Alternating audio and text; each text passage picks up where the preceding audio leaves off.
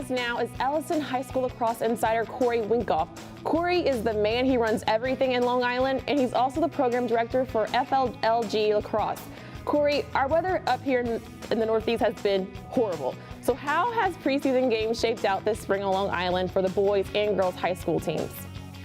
So it's been a little tricky for some of the high school teams, being that a lot of the grass fields especially are covered. But it's been warm over the last few days, so some of the field turf fields have melted and scrimmages are kind of underway. Some games, actually most games, are really postponed till after the weekend. So I would say that non-league play for the most part is going to start next week, and then scrimmages are going to be underway today as well as tomorrow, Saturday. Now, when we think Long Island lacrosse, we think Nassau County and Suffolk County. How are the differences between these two, and like regarding the boys and girls programs? Sure. The way the conferences are structured are definitely different. Without getting into too much detail, you know, in some counties you might have them classified by school size. In certain counties, you know, and genders, it's based on, you know, how talented the teams are. So for example, in Nassau County for the girls, you have 5 different conferences, the first conference being the most competitive one down to the 5th conference. But if you go to the boys side in Nassau County, you know, it's broken up based on your school size. So you have class A, B, C, and D.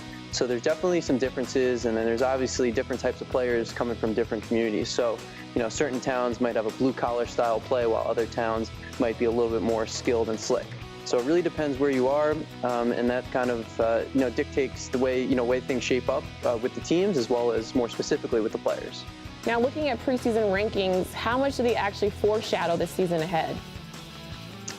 I would say the preseason rankings are pretty accurate, and the reason that they are is, you know, the magazine that we just recently rolled out online that kind of includes preseason rankings actually comes from the coaches. So we took a poll from every single boys Nassau coach, boys Suffolk coach, and then we did the same thing on the girls side.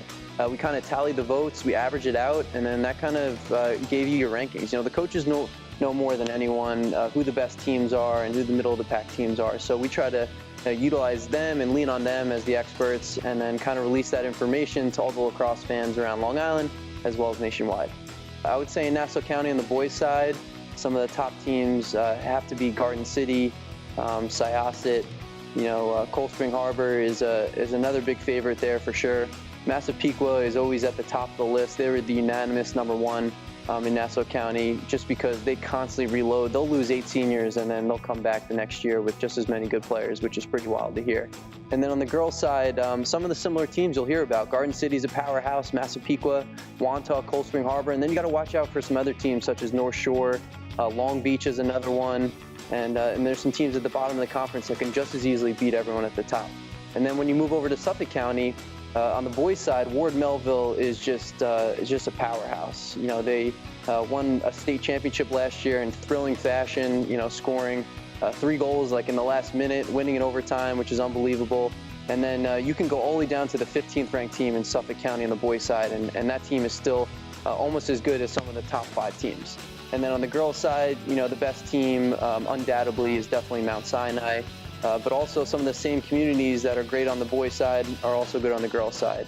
You know, Ward, Melville, Northport, just to name a few. So the talent pool is extremely big here on Long Island. There's a lot of great teams, but I think the teams that I just mentioned are definitely some of the favorites going into the 2018 season.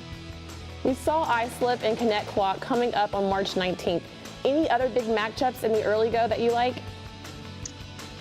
Yeah, definitely. And then just to mention, the Connecticut Islip game, because of weather, actually got moved to Monday. So we'll be covering that game in our Shrinking Game of the Week, and we look forward to that one. And then I'll give you 3 other games to look out for. So for sticking with the boys on the Nassau side of things, you got to look out for the Garden City Syosset game. They always open up the season against one another. They've done it, I think, for the last 11 years, and it's always back and forth. Syosset wins one year, GC wins another. So that's a great game to look out for, which is going to take place on March 20th. On the girls' side in Nassau County, I love the Wantagh Cold Spring Harbor matchup. You know, they're kind of in the same class there. They're both in that first conference, which they call the Power Conference, in the girls' side. And I think those 2 teams, even though they're both kind of smaller schools, they always produce quality players, and there's great coaching on both sides of the ball. And then if you move over to Suffolk County, I think a game to look out for on the boys' side, besides the Connect Quad Islip game, is actually a cross-county matchup between Cold Spring Harbor and Smithtown West. And then on the girls' side, I like the Bayport Blue Point Sacred Heart game, which is actually a Suffolk County school versus a really quality parochial program that's on the rise. Okay, so going with Suffolk County, talking about the Ray Inners Award, for the top player in the county, any player surprise you on this year's watch list? Oh, you know what? As the season goes on, you're definitely going to see some players surprise us and some players stepping up. So this award, it's given to a senior who really exemplifies who Ray Inners was, which was a great leader, a quality person, and then also an outstanding player. I do want to highlight one person who I'm going to get a chance to see on Monday, who I think is definitely a front runner for this award, which is Mike Biankowski.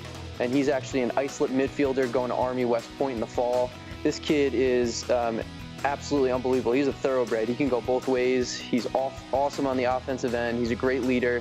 He's a kid that's a playmaker and can score goals in pretty close situations. So he's a kid that I just want to highlight just because I'm going to get a chance to see him play. And then he'll be competing against another guy who's a front runner, which is George Witchwins. And he's a Connect Quad attacker who is an unbelievable talent. He plays behind the goal. He can go both ways. He can score goals. He can assist, and he's another playmaker. So another guy to definitely watch out for in a game that we're going to get to see on Monday. Now, Corey, you mentioned earlier the Long Island Lacrosse Journal. Is there anything that we can look forward to with that? Yeah, for sure. So the Long Island Lacrosse Journal, again, it previews pretty much every single team on Long Island, both Nassau, Suffolk, boys and girls. You can find that on our Instagram page at FLG LAX. And then each week, we're going to be sending out what's called the FLG Weekly Reveal, which is a weekly recap of what just happened this past week and what's going to happen next week. So things to look forward to and things that are pretty exciting that are going on down here on Long Island. So that's something that we're going to continue to do every week.